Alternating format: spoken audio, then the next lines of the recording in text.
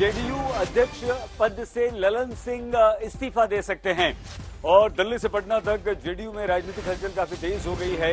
यह खबर आ रही है कि ललन सिंह इस्तीफा दे सकते हैं, नीतीश कुमार जेडीयू के फिर से अध्यक्ष बन सकते हैं और ये अगले 1-2 दिन में हो जाएगा।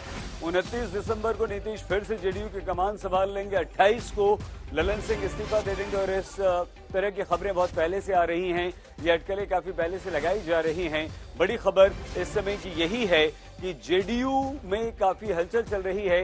क्या ये 2024 चुनाव को देखते हुए हो रहा है?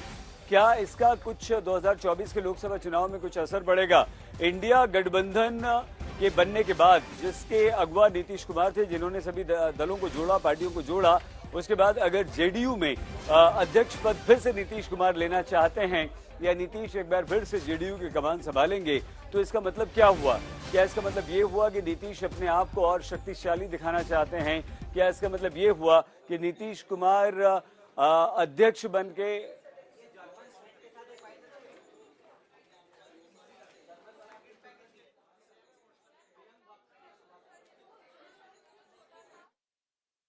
ललन सिंह जी ने इस्तीफा दे दिया है? ऐसी खबर आपको भले आ रही है, लेकिन न हम लोगों को न पार्टी कार्यालय को किसी को ऐसी सूचना नहीं है। ये ललन सिंह के इस्तीफे को लेकर पूरा चर्चा हो रही है सर। क्या ललन सिंह के इस्तीफे को लेकर चर्चा हर जगह हो रही है? कहाँ चर्चा हो रही है? हमारे पार्टी ऑफिस में तो कोई चर्चा नहीं है, न जानकारी है। तो चर्चा अटकलें तो आप लोग पैदा करते हैं और अटकलों को आप लोग मार भी देते हैं। राष्ट्रीय अध्यक्ष ललन जी रहेंगे तो आगे अब एक आदमी बोलिएगा तब ना।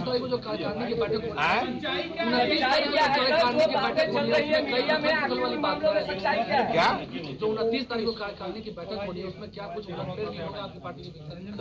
29 तारीख को जो न सिर्फ राष्ट्रीय कार्यकारिणी की बैठक हो रही है, राष्ट्रीय परिषद की भी बैठक हो रही है।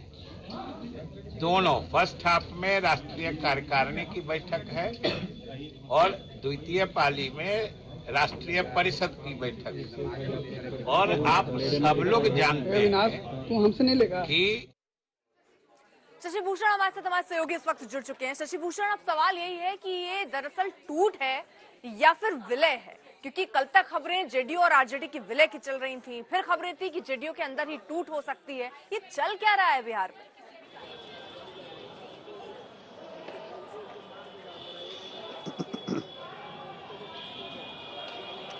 देखिए बेटा, जो आप सवाल पूछ रही हैं, यही सवाल हमने कल मुख्यमंत्री नीतीश कुमार से भी पूछा था। हमने पूछा था कि क्या जेडीयू और आरजेडी का क्या विलय वाला कोई प्रस्ताव है, या फिर जेडीयू के अंदर कोई अंदरूनी कलह या फिर खींचतान या फिर कोई स्प्लिट वाली खबर है क्या? नीतीश कुमार ने सिरे से इसको खारिज किया था। नीतीश कुमार ने कहा था नहीं, ऐसी कोई बात नहीं है और तमाम अटकलों को उन्होंने खारिज किया था। लेकिन आज ये सुबह खबर आ गई कि ललन सिंह जो पार्टी के राष्ट्रीय अध्यक्ष हैं, उन्होंने अपनी तरफ से इस्तीफे की पेशकश की है। हालांकि ये सूत्रों के हवाले से खबर है, आधिकारिक तौर पर किसी ने कंफर्म नहीं किया है, ना तो ललन सिंह ने या नीतीश कुमार ने। जेडीयू के सीनियर लीडर हैं विजय कुमार चौधरी, जो प्रदेश कार्यालय पहुंचे थे, वित्त मंत्री भी हैं बिहार सरकार में, उन्होंने ऐसी अटकलों को खारिज किया है। अब ये अलग बात है कि अभी विजय चौधरी इसको खारिज कर रहे हों, लेकिन अगर दिल्ली की जो बैठक है, मतलब दिल्ली में जो राष्ट्रीय कार्यकारिणी की बैठक है 29 दिसंबर को, उसके बाद राष्ट्रीय परिषद की बैठक है, अगर उस दौरान ये पेशकश वाकई अगर ललन सिंह ने की है तो इसको लेकर के बड़ा फैसला होना है, ये बिल्कुल तय बात है। अब सवाल ये पैदा होता है कि ललन सिंह आखिर इस्तीफा क्यों देंगे, या उनकी इस्तीफे की अटकलें जो हैं या खबरें जो हैं वो क्यों सुर्खियों में हैं इस वक्त।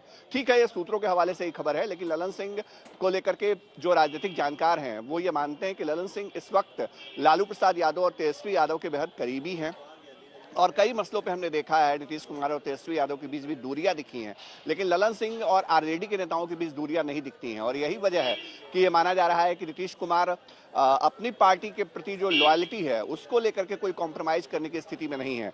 तो अगर दो चीजें हो सकती हैं अर्पिता, एक ये कि अगर ललन सिंह को वाकई ड्रॉप किया जाना है 29 दिसंबर की बैठक में, तो उसके पहले ललन सिंह अपनी तरफ से ये पेशकश रखे हों कि वो पार्टी के अध्यक्ष पद से इस्तीफा दे रहे हैं या पार्टी के अध्यक्ष पद पे बने नहीं रहना चाहते हैं। ये भी बताएं कि जो इस्तीफे की खबरें चल रहे हैं, इसके पीछे की वजह क्या अंदरूनी नाराजगी या दूसरे पार्टी से यानी कि आरजेडी से नजदीकी है, या फिर कोई और भी इसके मायने निकल रहे हैं, कोई और भी इसका मतलब है?